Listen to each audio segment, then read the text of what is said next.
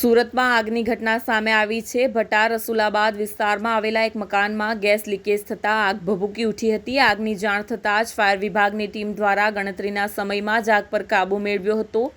આગને પગલે fridge, TV, કપડાં સહિતની ઘરવખરીને નુકસાન પહોંચ્યું હતું। સદનસીબે ઘરમાં કોઈ જાનહાનિ થઈ નથી। શહેરના ભટાર રોડ વિસ્તારમાં આવેલા રસુલાબાદના એક બંધ મકાનમાં મંગળવારે બપોરે અચાનક આગ લાગી હતી। ગતરોજ ભટાર રોડ રસુલાબાદ ગલી નંબર 3ના એક બંધ મકાનમાં આગ ભભૂકી ઉઠી હતી।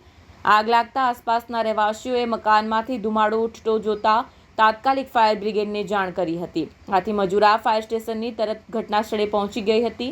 મજુરા ફાયર સબ ઓફિસર અક્ષય પટેલે જણાવ્યું હતું કે દુર્ઘટના ગેસ લીકેજને કારણે બની હોવાનું પ્રાથમિક તપાસમાં સામે આવ્યું છે। અમે સમયસર પહોંચી આગને વધુ ફેલાવા અટકાવી દીધી હતી। સદનસીબે બનાવમાં કોઈ ઈજા કે જાનહાનિ થઈ નથી, પણ મકાનની અંદર રહેલી તમામ વસ્તુઓ બળીને ખાખ થઈ ગઈ હતી। અંદાજિત અડધા કલાકની જહેમત બાદ આગ સંપૂર્ણ કાબૂમાં આવી ગઈ હતી।